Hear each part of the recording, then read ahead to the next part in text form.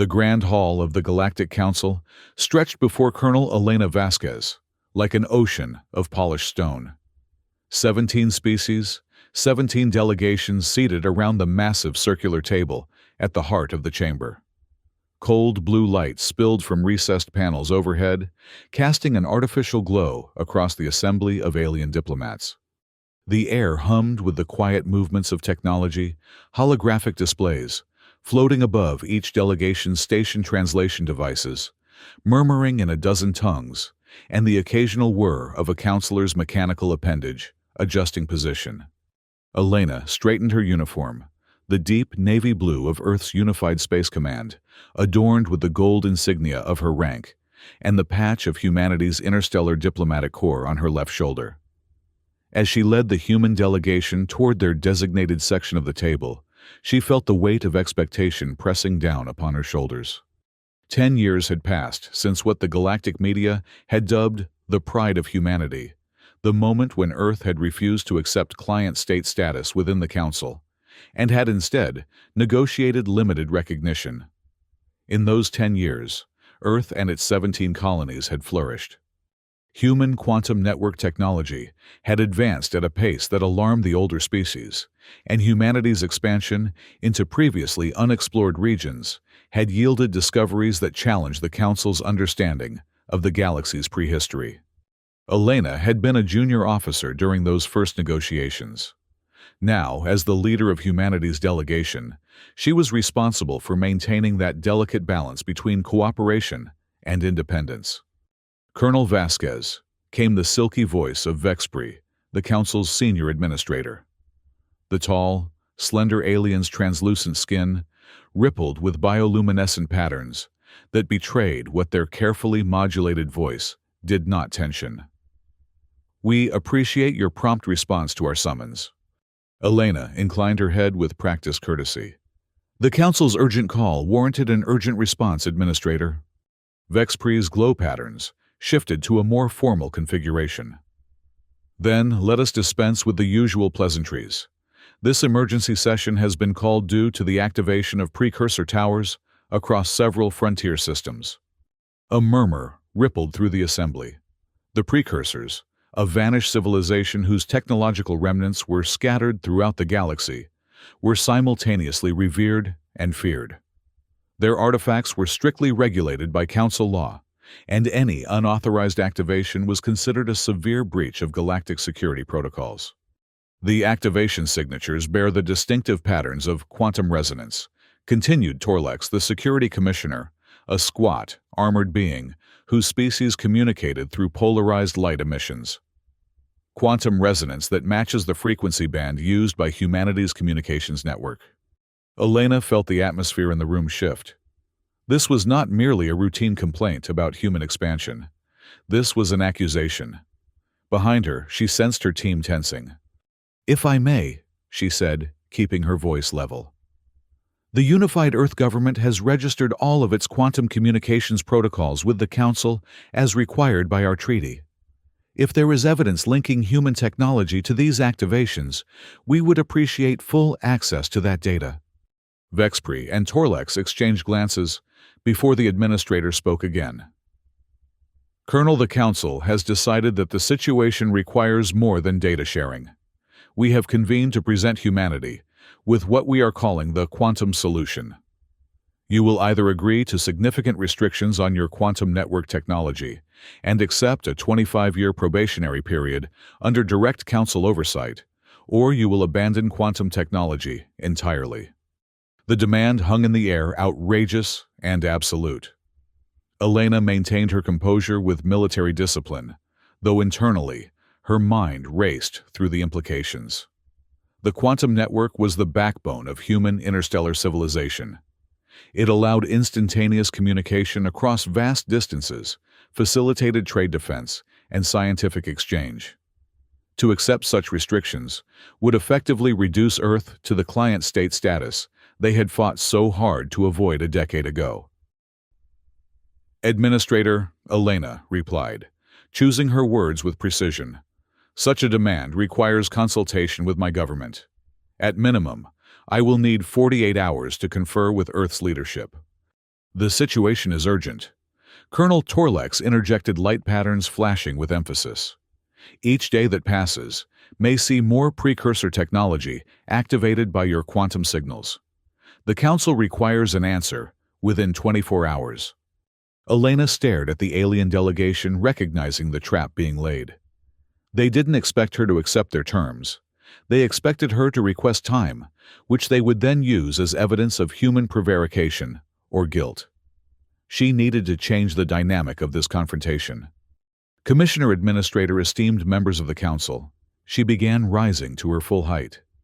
Humanity's position on our sovereign right to technological development has been well established. We have complied with all notification and registration requirements. If the Council has specific concerns about precursor technology, we are prepared to join a collaborative research team to investigate these activations. Vexpri's skin darkened slightly, a sign of irritation in their species. Colonel, perhaps I was not clear. This is not a negotiation for collaboration. The Council has determined that human quantum technology poses an existential risk to galactic stability. The terms presented are the Council's final position. Elena felt a cold certainty settle in her chest. This meeting had never been intended as a dialogue. It was an ultimatum carefully staged to force humanity into submission or cast them as reckless endangerers of galactic peace. She glanced at her team. Captain Sarah Liu, her second-in-command, gave an almost imperceptible nod. Professor Min Tran, their precursor technology expert, subtly tapped a sequence on his datapad, their prearranged signal indicating that he had completed his analysis of the Council's claims. Elena made her decision. Administrator Vexpri, Commissioner Torlex, honored counselors. She said, her voice carrying clearly across the chamber.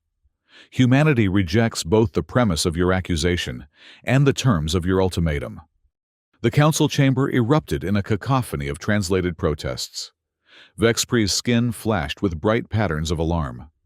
Colonel Vasquez, you cannot simply— Humanity abandons the table. Elena declared the formal diplomatic phrase, ringing with finality. She gestured to her team, who began gathering their materials with practiced efficiency. The phrase echoed through the chamber, immediately transmitted across the galaxy via the Council's own communications network. It was the most severe diplomatic action, short of a declaration of war, a formal statement that a species considered negotiations to be conducted in bad faith and was withdrawing from the diplomatic process entirely. This is unprecedented. Torlex's light patterns strobed with intensity. If humanity withdraws now, the consequences will be severe. The Council will have no choice but to take preventative action. Elena paused at the edge of the human delegation's area, turning back to face the Council. Commissioner, Administrator, Council members, humanity did not activate the precursor towers. But by leveling this accusation without proper investigation and attempting to force our civilization into subservience, you have demonstrated that the Council does not view us as equals deserving of fair treatment. She straightened her uniform once more, a gesture of calm dignity. We will defend our sovereignty, our technology, and our colonies. If the Council wishes to reopen dialogue on equal terms, Earth will listen. Until then, humanity stands alone. With those words, the human delegation followed Elena from the chamber, leaving stunned silence in their wake. The diplomatic ripples of humanity's dramatic exit spread rapidly. Within hours, quantum communication relays throughout human space were placed on high alert. The Earth government issued formal statements, reaffirming their commitment to peaceful coexistence while emphasizing their right to self-determination. Military vessels were quietly repositioned to protect key colonies and research stations. The immediate consequence that most alarmed the Council came 12 hours after the delegation's departure. 3 more precursor towers dormant for millennia suddenly activated in response to quantum network signals. The pattern of activation seemed to confirm the Council's accusations, fueling panic among certain species who harbored historical fears of precursor technology. In her temporary quarters aboard the Earth diplomatic vessel, Concordia, Elena reviewed the latest intelligence with her team. The ship was still docked at the council station, but under heightened security protocols. Professor Tran, what's your assessment of these new activations? Elena asked, studying the holographic display of the affected systems. Min Tran, a slender man with intense eyes and methodical speech patterns, manipulated the display to zoom in on the energy signatures. These activations follow the pattern we've been tracking for months, Colonel. They're responding to quantum resonance, yes, but not in the way the Council believes. Explain, Elena prompted. The towers aren't being activated by our communications as interference, Tran said. They're responding as if our quantum network is part of a larger system they were designed to connect with. It's not that we're accidentally triggering them. They're recognizing our technology and attempting to synchronize. Captain Sarah Liu, her dark hair pulled back in a tight military bun, frowned at the display. Is there any risk of triggering something dangerous? The Council fears aren't entirely baseless. Precursor technology has caused catastrophes before. Not in this case, Tran replied confidently. These particular towers appear to be part of an observation network. They're gathering data, not preparing weapons.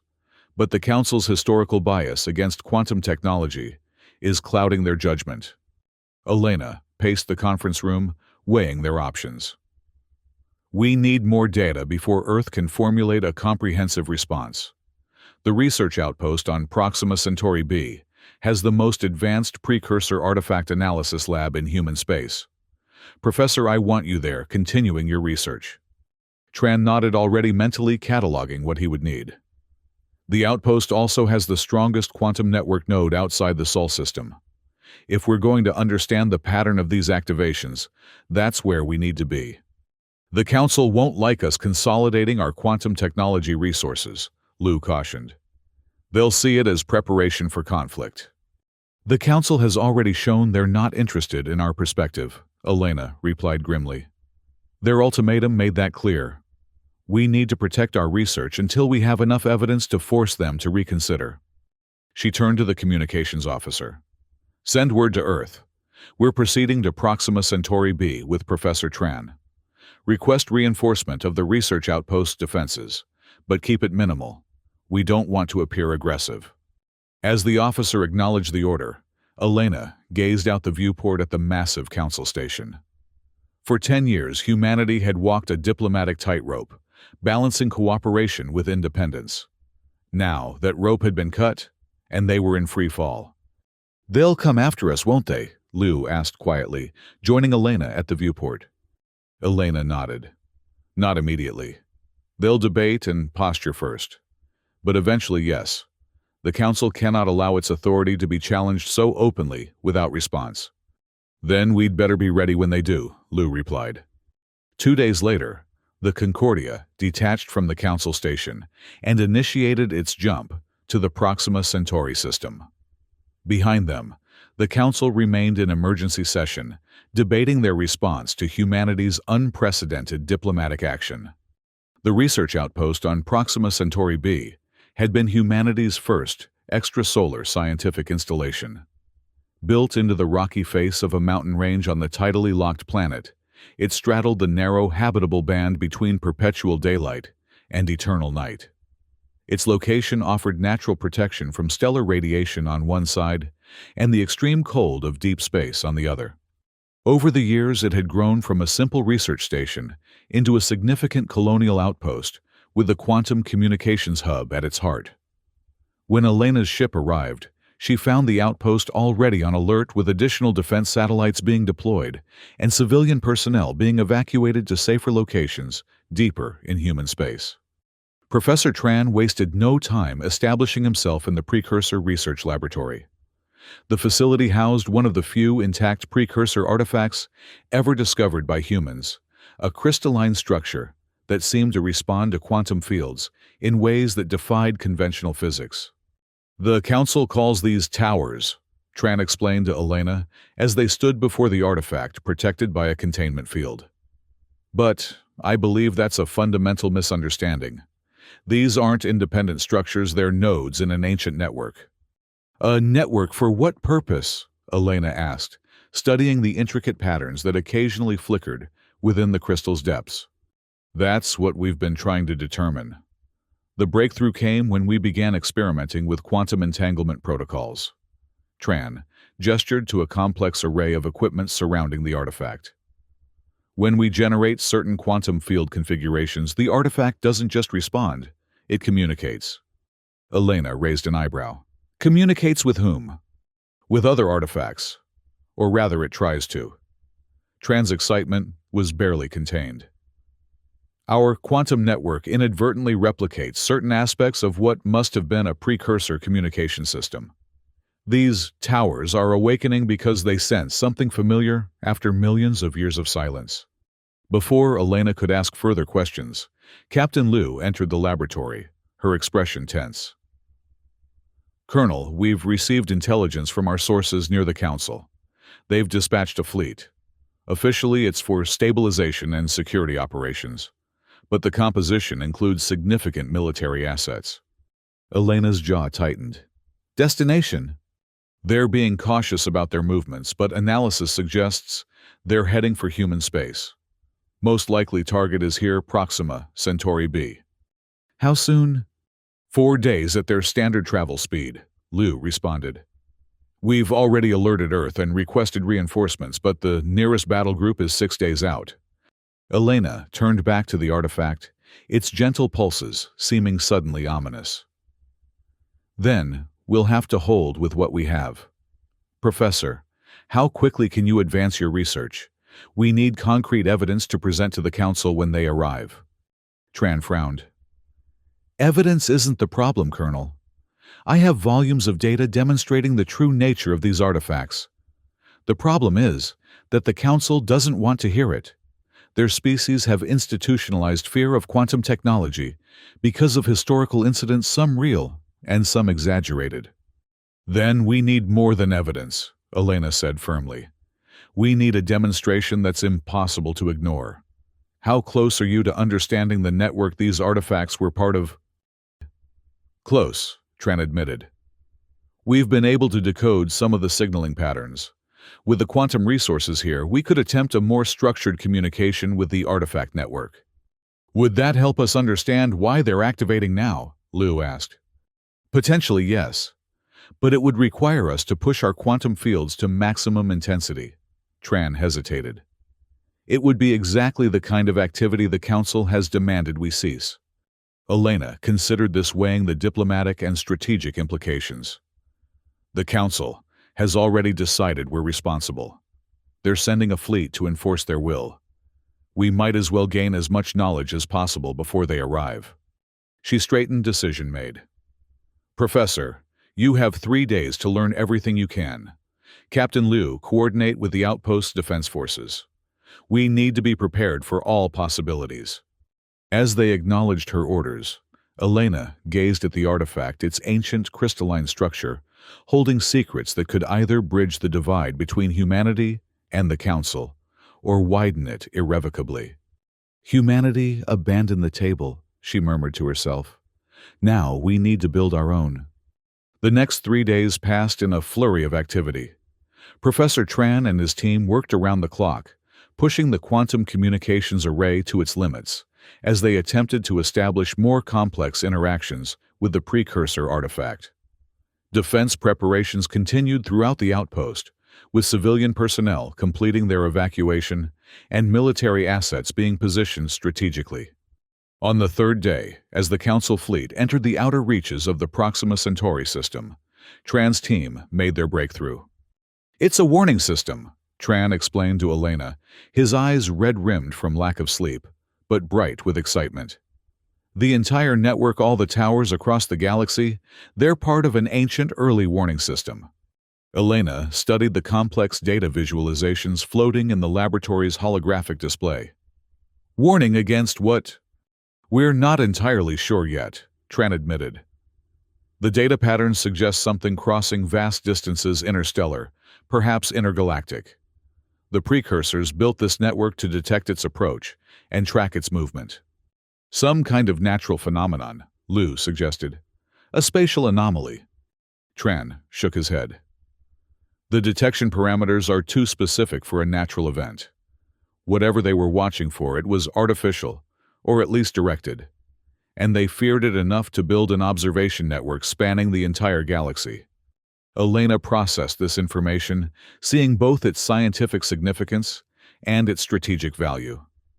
And our quantum network inadvertently reactivated this ancient system, because it operates on similar principles. Exactly, Tran confirmed. We didn't cause the towers to activate through interference. We provided the power source they needed to resume their original function after millions of years. The communications officer interrupted with a priority alert. Colonel, the Council fleet has accelerated. Current trajectory and speed put them at our location in 12 hours. Earlier than expected, Elena noted grimly. They must have used their mass drivers to boost velocity. That's a combat approach, Liu said, concern evident in her voice.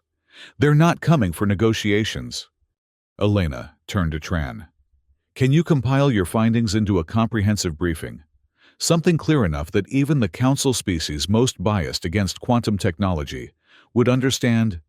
Yes, but will they even give us a chance to present it? Tran asked. We'll make them listen, Elena replied, her determination hardening. Captain Liu, what's our defensive posture? Liu brought up a tactical display. The outpost shield generators are at full capacity. We have 12 orbital defense platforms, the Concordia's weapon systems, and a squadron of interceptors. It's not enough to defeat a Council fleet, but we can hold them off long enough for reinforcements to arrive. And the quantum communications array? Secured in the central facility with redundant power systems and the heaviest protection we could manage. If they want to shut it down, they'll have to fight their way in meter by meter. Elena studied the tactical display, her military training assessing angles of approach, defensive weak points, and strategic assets. Then, she looked back at the precursor artifact, still pulsing with its ancient message. We're not going to defeat them militarily, she said finally. But we don't need to. We just need to change their perspective. She turned to her officers. I want a direct quantum channel prepared. When the Council fleet arrives, I intend to speak with them.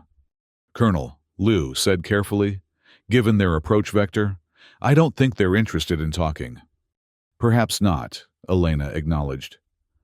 But before this becomes a military confrontation, I want to give them one last chance to understand what they're truly facing.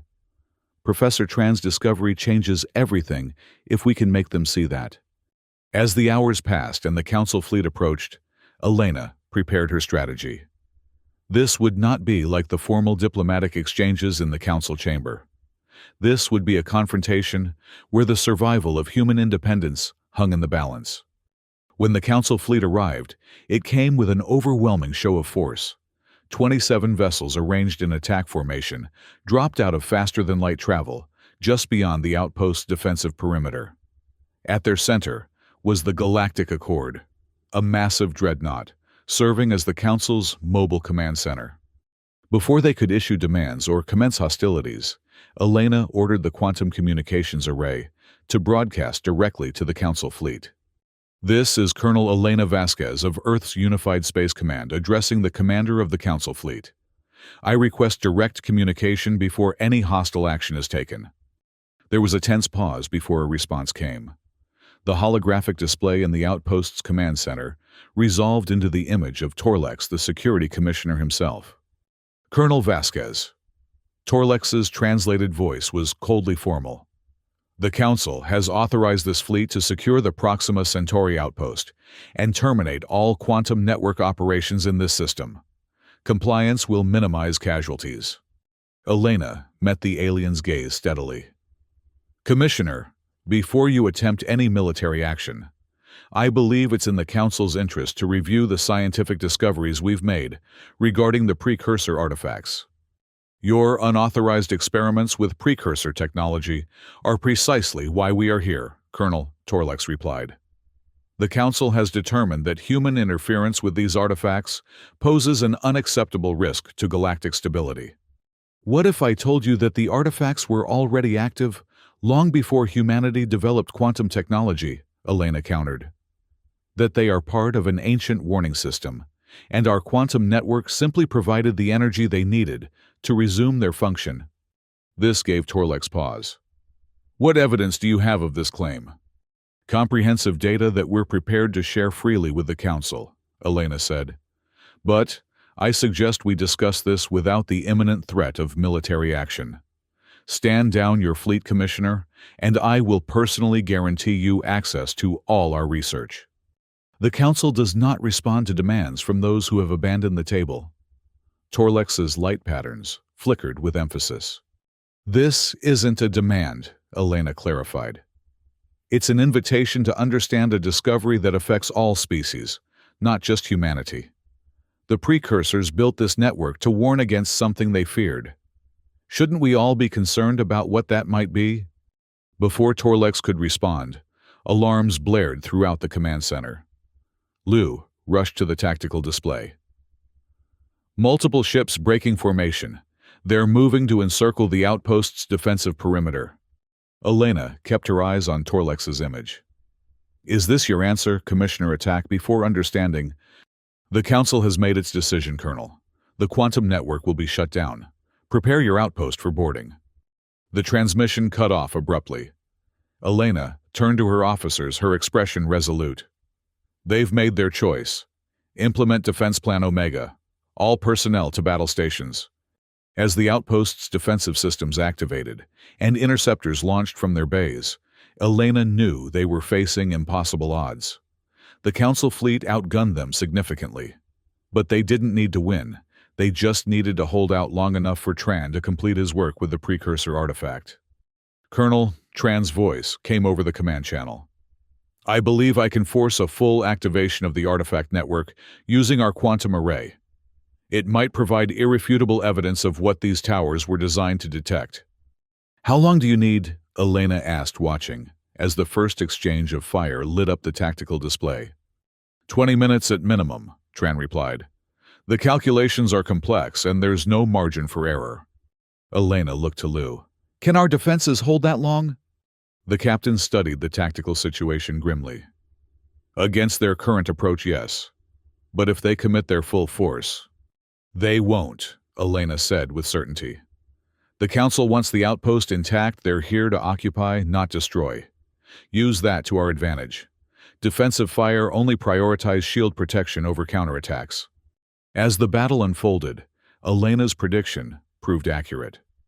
The Council ships pressed their advantage but carefully avoided targeting critical infrastructure. Their strategy was clearly to overwhelm the outpost's defenses and force surrender without causing catastrophic damage.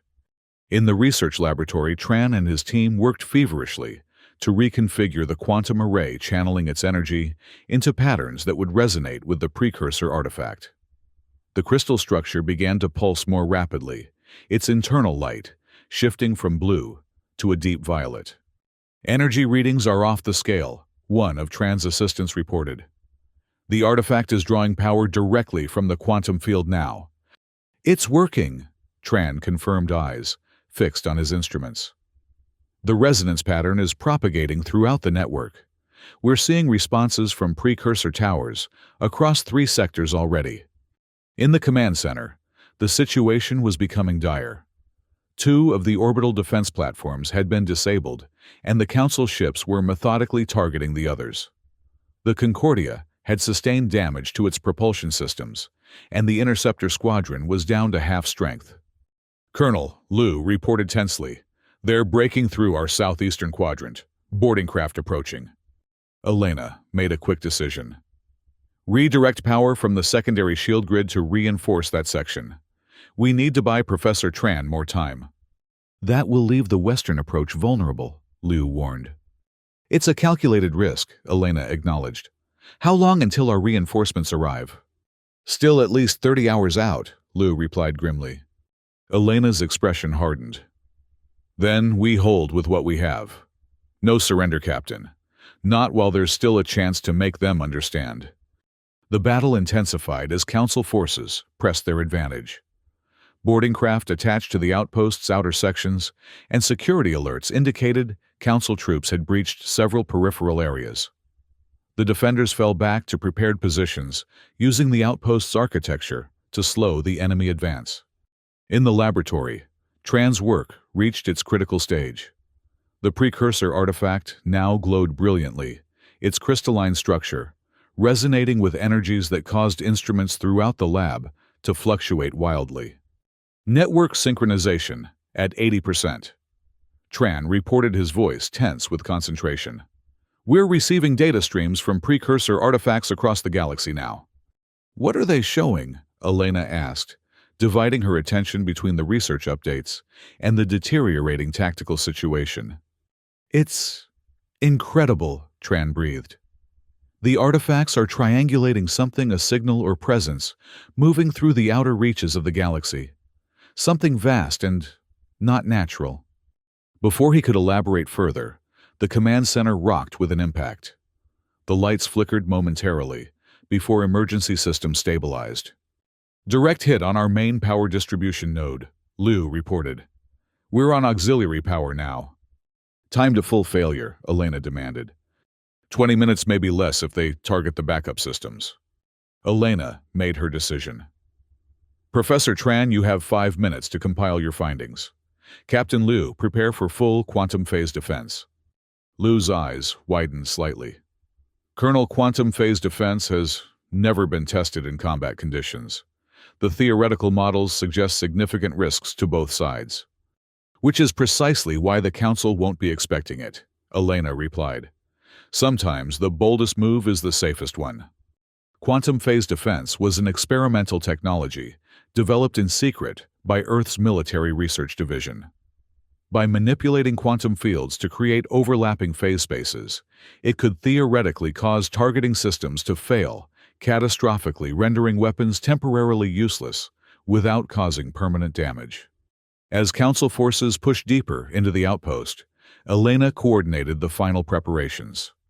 The remaining power reserves were channeled into the quantum array, preparing it for the massive energy pulse that would initiate the phase defense. Professor Tran status, Elena demanded. Data compilation complete, Tran reported. The network is fully synchronized. Colonel, what the precursors were monitoring, it's approaching the mid-rim sectors now. The data suggests it's been moving through the galaxy for thousands of years, slow but steady.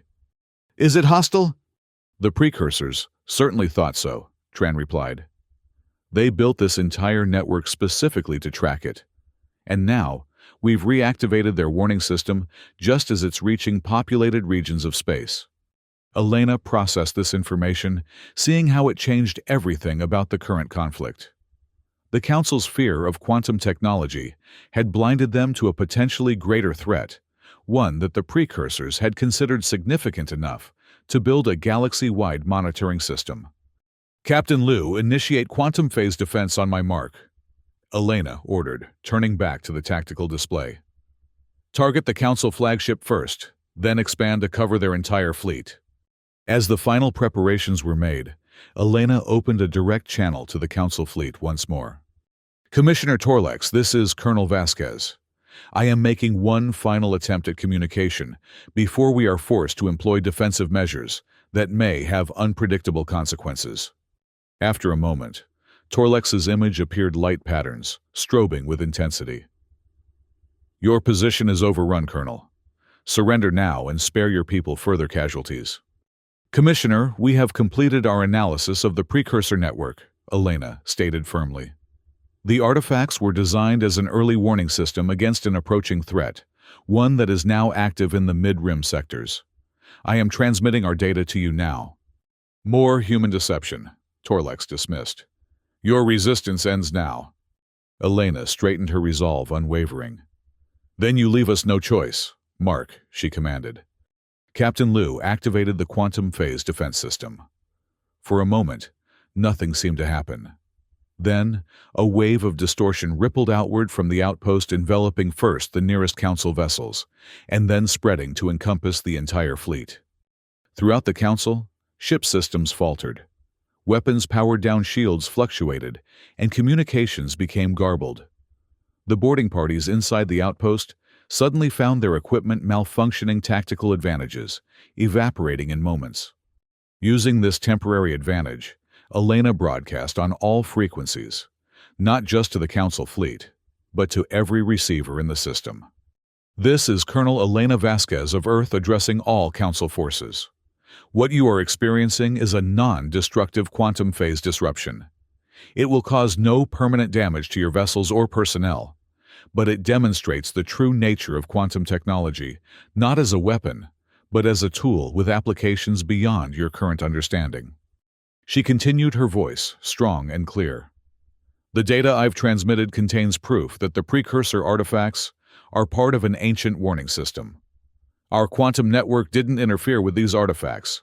It provided the energy they needed to resume their primary function after millions of years. On the Council flagship, as systems gradually stabilized, Torlex and the other commanders reviewed the transmitted data with growing concern. The evidence was comprehensive and compelling, raw data from dozens of precursor artifacts across the galaxy, all pointing to something massive moving through the outer sectors. Colonel Vasquez, Torlex finally responded, his light patterns subdued. The Council requires verification of this data. Then send your scientists to work alongside ours, Elena replied without hesitation. The threat the precursors feared concerns all intelligent species, not just humanity. This is larger than our political differences. There was a pause before Torlex spoke again. I am authorized to implement a temporary ceasefire while this information is evaluated. All Council forces will withdraw to a defensive perimeter. Your outpost will remain intact, but under observation. Acceptable, Elena agreed. And the Council's demands regarding humanity's quantum network, those will be reconsidered in light of this new information, Torlex conceded reluctantly. As the Council forces began their withdrawal, Elena turned to her officers. The command center was damaged, systems were operating on minimal power, and many of the staff had sustained injuries. But they had held. Captain Liu, begin damage assessment and casualty reports, she ordered. Professor Tran, prepare your research for a full presentation to the Council scientific delegation. They'll be scrutinizing every aspect of your findings. And what about you, Colonel? Liu asked. Elena looked at the tactical display where the Council ships were taking up new positions at a respectful distance. I'm going to prepare for the next round of diplomacy. This ceasefire is just the beginning. Over the next 72 hours, a fragile peace held at Proxima Centauri B Council, scientific vessels arrived to conduct independent verification of trans discoveries, while human reinforcements took up defensive positions to ensure the ceasefire remained intact.